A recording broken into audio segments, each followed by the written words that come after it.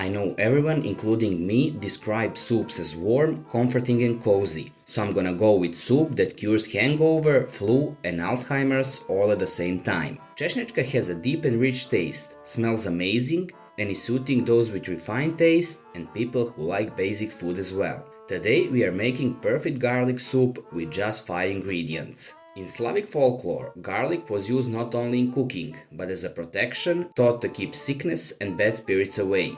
Carraway seeds were considered a medicine and were added not just for flavor, but to aid digestion and calm stomach, especially when garlic was added generously like here. In folk culture, smelling strongly of garlic was a badge of honor. It meant you were healthy, well-fed and ready to work. Start cooking by heating up lard in a pot.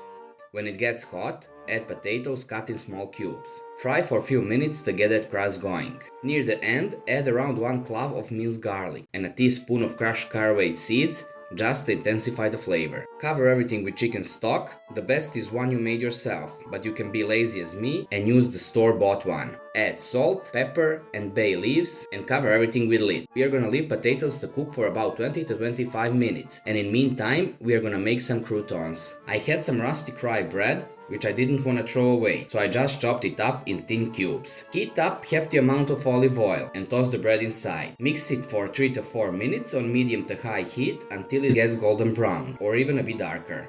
The potatoes are cooked by now. First, remove bay leaves and then 2 to 3 minutes before finishing, add rest of our minced garlic or around 3 to 4 cloves. I used 4. The timing decides how strong the taste it will be. The later you add it, the stronger the taste. Crack 2 eggs directly into the pot and only then mix them so they form different yellow and white parts. Keep the heat on for just a minute more. After turning off the stove, only then add marjoram. If you add it too early, it will turn bitter and we don't want that. Pour it inside of your palm and then rub it in between. It enhances the smell so much more. We are all set for serving and eating. As always, thanks for watching and I wish you all the best.